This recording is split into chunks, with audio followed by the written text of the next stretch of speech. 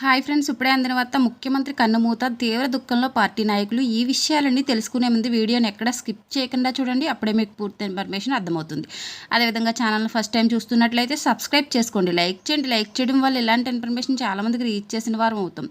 బీహార్ మాజీ ఉప ముఖ్యమంత్రి సుశీల్ కుమార్ మోదీ కన్నుమూశారు. 72 ఏళ్ల వయసులో ఆయన తుదిశ్వాస విడిచారు.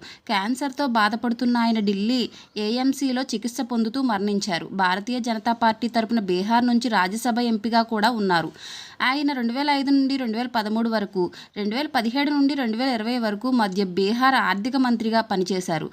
బీహార్ ప్రస్తుత ఉప ముఖ్యమంత్రి Vijay Kumar Sinha social media platform ఎక్స్లో సుశీల్ మోడీ మరణాన్ని తెలియజేశారు. బీజేపీ సీనియర్ నాయకుడు, బీహార్ మాజీ ఉప ముఖ్యమంత్రి సుశీల్ మోదీ ఇప్పుడు మన మధ్య లేరు. ఇది మొత్తం బీజేపీ సంస్థాగత కుటుంబానికి, నాలాంటి అసంఖ్యాక కార్యకర్తలకు తీరని లోటు. అతని సంస్థాగత నైపుణ్యాల, పరిపాలనపరమైన అవగాహన, సామాజిక రాజకీయ సమస్యలపై ఆయనకున్న లోతైన జ్ఞానం కోసం దేవుడు ఈ దుఃఖ సమయంలో మరణించిన ఆత్మకు శాశ్వత శాంతిని, కుటుంబానికి శక్తిని ప్రసాదిస్తాడు.